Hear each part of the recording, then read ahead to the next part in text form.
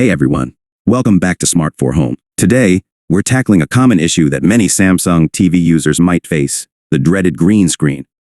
If you've ever found yourself with an unexpectedly green-hued display, don't panic.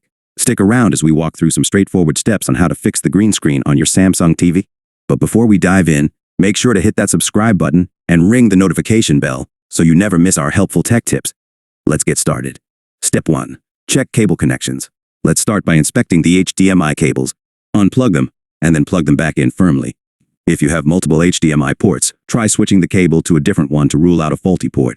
Step 2. Restart your TV. Next up, a classic troubleshooting step, restart your TV.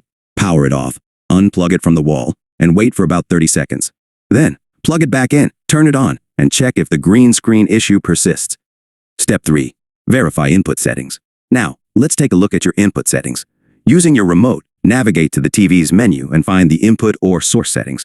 Ensure that the correct input source is selected. Sometimes, a mix-up in these settings can lead to display problems.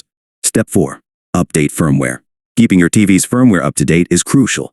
Manufacturers often release updates to address bugs and improve performance.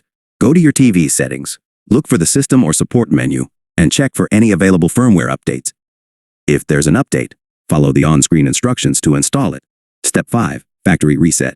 If all else fails, you might consider a factory reset. Keep in mind that this will erase all your customized settings, so make sure to note them down before proceeding. In your TV settings, find the Reset or Restore option and follow the prompts to perform a factory reset. Conclusion. And there you have it, folks. Those are some practical steps to troubleshoot and fix the green screen issue on your Samsung TV. If you found this video helpful, give it a thumbs up, share it with others facing the same problem, and comment below if you have any other tech issues you'd like us to cover in future videos. Until next time, thanks for watching Smart 4 Home, and happy troubleshooting.